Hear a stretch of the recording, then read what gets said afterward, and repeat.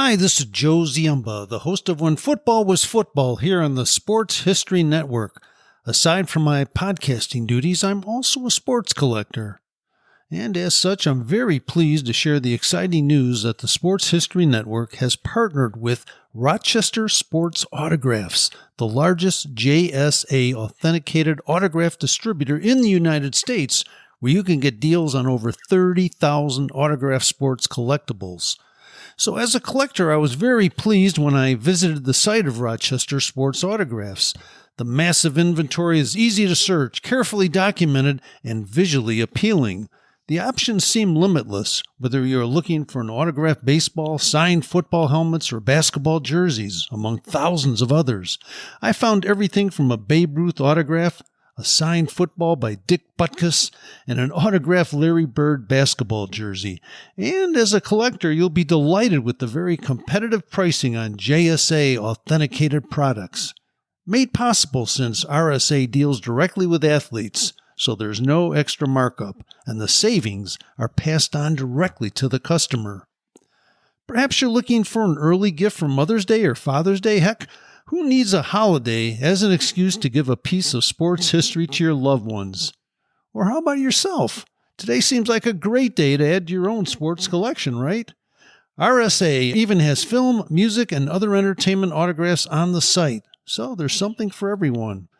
All orders from Rochester Sports Autographs are top quality and shipped to your door with top authentication and a money-back guarantee. And to make sure RSA knows that the Sports History Network sent you, we created a special link for you. All you need to do is head to shoprsa.com/SHN. That's shoprsa.com/SHN to get your own piece of sports history today. Now it's time to take a sports break, a look at sports history on a daily basis. Hello, my friends of sports history. This is Darren Hayes of the Sports Jersey Dispatch Podcast. Welcome once again to the Pig Pen, your place for all things great in sports history. And it's time for another sports break as we take a little break from life to look at some of the great events that happened on April 14th in sports history. And boy, do we have a great show for you today. A lot of great events and birthdays are celebrated for this day of the year, April 14th. And we're going to cover them all, as many as we can anyway. And first of all, we're going to go to the world of football and a couple birthdays that are celebrated here. We have some great Hall of Famers, maybe ones that you might not remember because they played long before any of us were born, or most of us were born anyway. And the first is Eddie Rogers. He was born April 14th, 1876 in Libby, Minnesota, as the standout end of the Carlisle Indian Industrial School. He played from 1896 to 1898, and with Minnesota, the Golden Gopher player from 1900 to 1903, Eddie Rogers. He was raised as a free spirit, as his mother was a Native American from the Chippewa tribe, and his father was a lumberjack in the wilds of the pioneer frontier, according to his bio on the National Football Foundation's website. This rearing set his athleticism and ability to quickly react to almost any situation for later in life, and it really helped out a lot on the game of the gridiron. Now, we have some great footage and events that happened with him, not footage, but descriptions of the footage of some great things that he did as a college football player at both Minnesota and Carlisle, and you can enjoy those on pigskindispatch.com. And he went into the College Football Hall of Fame in 1968 as one of the inaugural classes there. We also are going to talk about the pigskin life of another College Football Hall of Famer, and that is starting quarterback from 1919 to 1921 of Washburn. He was born in 1900 on April 14th in Stockton, Kansas, Mal Stevens. Now, the National Football Foundation reports that this legendary sports journalist, Grantland Rice, gave him his greatest football tribute, saying Stevens was, quote, in 1923, one of the greatest running backs I ever saw, end quote. The 1923 Yale team went 8-0 and outscored its opponents 230-38, and the stars were Stevens at halfback, Bill Mallory at fullback, and Century Milstead, who was a transfer from Wabash at tackle. All three are elected into the College Football Hall of Fame, and Stevens served Yale as an assistant coach from 1924 to 1927. Plenty more about this great player, and the National Football Foundation selected the collegiate status and stats and stories of Mal Stevens for entrance in the College Football Hall of Fame in 1974. Also from the world of football, there was the naming of the Oakland franchise in the AFL on April 14th, 1960. They held a Name Your Football Team contest that kicked off the Raiders.com season, and the franchise announced the name of Seniors was the most popular answer. So they were supposed to be the Oakland Seniors. But the team announced that on April 14th that they were changing this nickname to the Raiders as we know them today. But a couple cities later, they are in Las Vegas in the desert, still playing some great ball, still wearing that silver and black, and still paying tribute to Al Davis. Now, we have some great items that we love to go around the web and visit, and one of those is 80sbaseball.com by our friend Jay Daniel, and we're going to come up with some great things that he has sharing with us for this April 14th in just a moment. But before we do, we want to make sure you are aware of our newsletter. It is so easy to sign up for. You can go to the show notes of this very podcast, just answer 2 simple questions, doesn't cost you a thing, and you get sports history in your email inbox each and every day at 6:30 a.m. Eastern approximately. And, it's really easy to sign up for. The show notes of this podcast, or go to the top of jerseydispatch.com or pigskindispatch.com and sign up today. Now, Jay Daniel with that great site, 80sbaseball.com, make sure you check it out here as you're listening. He has some great things on baseball in the 1980s, just like the website name describes. And he has some remarkable birthdays for this date. We're going to cover a few of them from our Jersey Dispatch site, so I don't want to spoil those for you, but he has some other ones on there as well. But he has some transactions and player signings. On April 14th, 1989, the San Francisco Giants signed a free agent pitcher named Goose Gossage. You might have heard of him before. Goose ended up going 2-1 with 4 saves for the Giants before being picked up by the Yankees later on that season. And we all know that Gossage and what the Yankees that he did was just some tremendous things. Now, there were some debuts on this date. In April 14th, 1981, Vaughn Hayes made his major league debut as a defensive replacement in the 9th inning of the Cleveland Indians versus the Texas Rangers game. And on this date in 1982, a guy named Howard Johnson, Old Hojo, went 1 for 4 with a single, and Toronto's Jim Clancy from Toronto, his major league debut, ended up having .316 batting average in 54 games that season. So just some great things. Check out Jay Daniel's site. And like we said, we got some birthdays coming up here we're going to celebrate, but Jay has a plethora of them because April 14th is a big day and birthdays of some of these great athletes. Now, we're going to talk about some of those birthdays right now, and some of these Hall of Fame birthdays.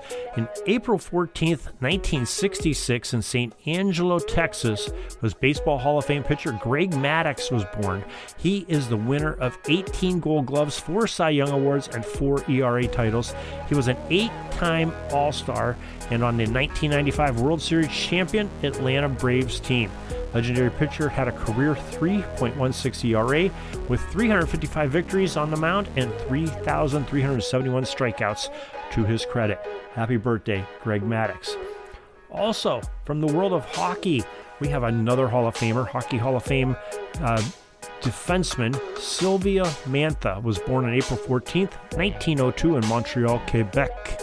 And he's a Hockey Hall of Fame defenseman and played 14 seasons in the NHL for the Montreal Canadiens and for the Boston Bruins. He was elected into the Hockey Hall of Fame in 1960, and he's one of the best defensive players of his era of pro hockey and one of the top NHL players to have ever wore that number 2 jersey. This is a big one coming up here. This is one that Jay Daniel mentions. It's Pete Rose's birthday. April 14th, 1941, in Cincinnati, Ohio, was that legendary player Pete Rose. He was often called by his nickname Charlie Hustle, and was not only a former player but a manager as well. Now, Rose played in Major League Baseball from 1963 to 1986, and was the most well-known as a member of the Cincinnati Reds, but also played for the Philadelphia Phillies and the Montreal Expos. He played multiple positions, but we know him most often, as being that infield player, first base, a little bit of left field, third base.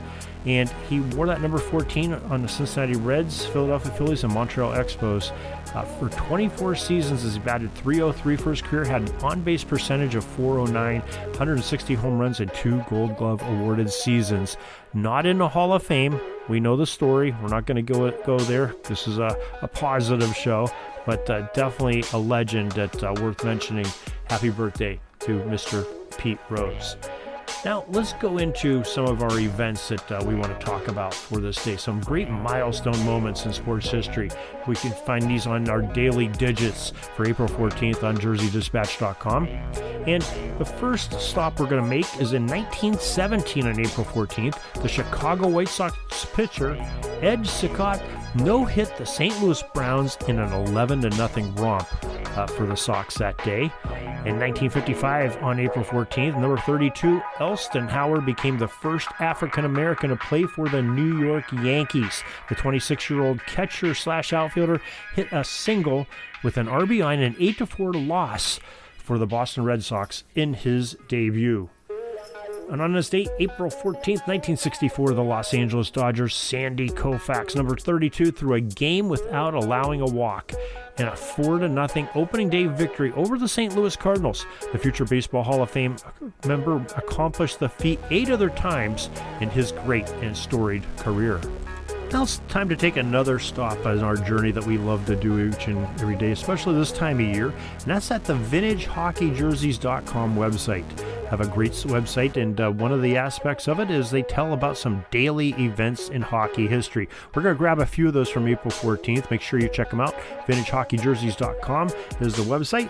And on April 14th, 1928, they tell us that the New York Rangers beat the Montreal Maroons by the score of 2-1 in Game 5 of the Stanley Cup Finals to become the 1928 bearers of Lord Stanley's Cup. And it was the first appearance by the Rangers in the finals, and it was their first victory of the Stanley Cup and only their second season as a franchise in the NHL. That's pretty amazing.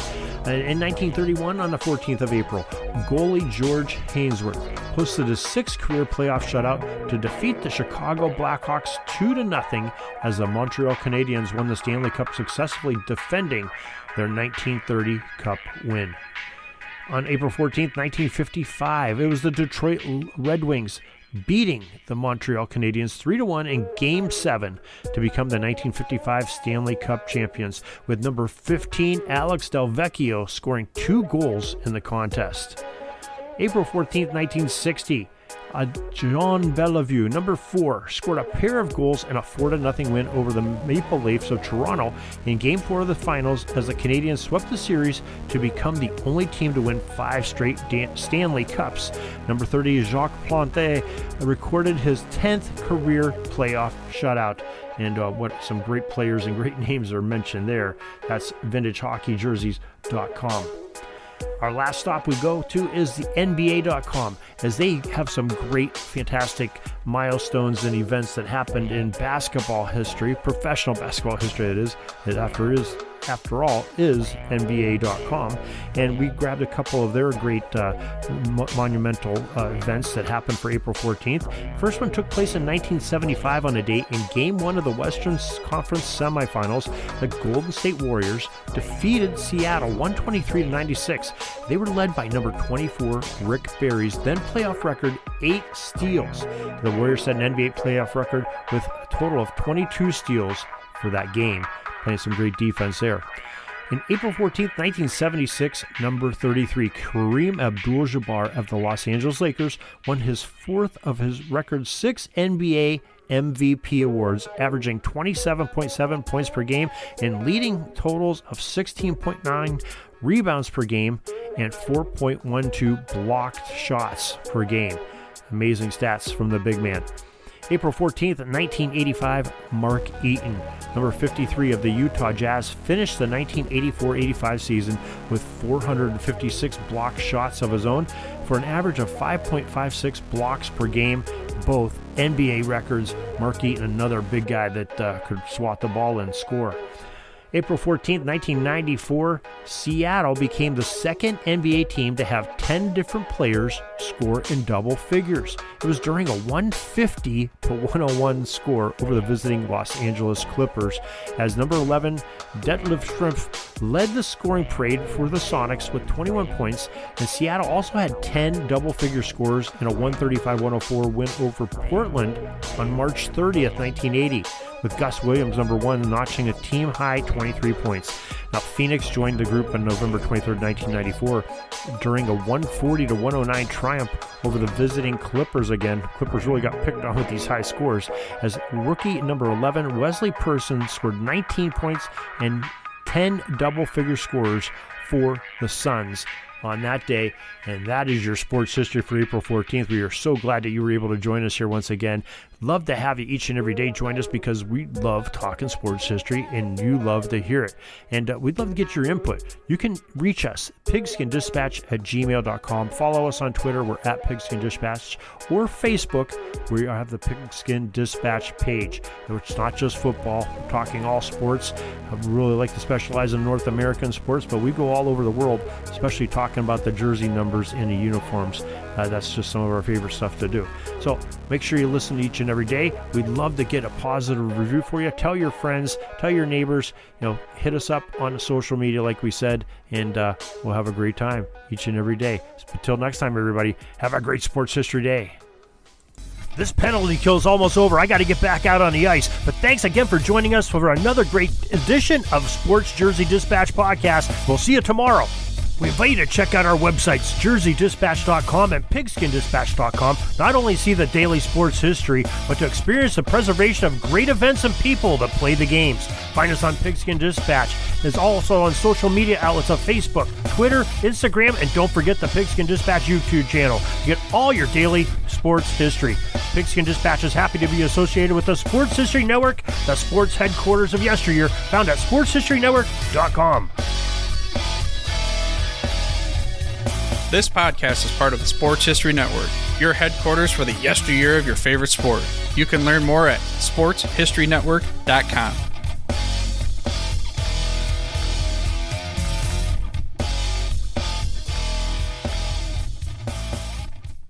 Hi, this is Joe Ziemba, the host of When Football Was Football, here on the Sports History Network. I'm very pleased to announce that I will be partnering with the Sports History Network to give away 2 copies of my latest book called Bears vs. Cardinals, the NFL's Oldest Rivalry. To enter, just head over to the following link, sportshistorynetwork.com/giveaways. We hope you'll enjoy the numerous stories in the book, which is largely based on the newly released Dutch Sterneman collection at the Pro Football Hall of Fame. Dutch was the co-owner of the early Chicago Bears with George Halas and kept correspondence, financial records, and scouting reports, which now allow us to peek into the management of an NFL club during the first few years of the league's existence. Along the way, we'll meet unusual gridiron characters from years gone by, including a quarterback who could throw the ball farther behind his back than he could throwing it forward, a Bears lineman who was such a good tavern fighter that he decided to enter the boxing universe, and a Cardinals halfback who gave up the NFL rushing title by deciding to not show up for his team's final game of the season. And can we forget the time the Al Capone mob interrupted a Bears-Cardinals game? The new book was fun to research, and I hope you will enter our free contest today. Once the winners are selected, we'll be in touch regarding shipping as well as to inscribe the book personally for you. This might make a perfect gift for Mother's or Father's Day, or simply add it to your own personal collection. Once again, enter by visiting sportshistorynetwork.com/giveaways. Thank you and good luck.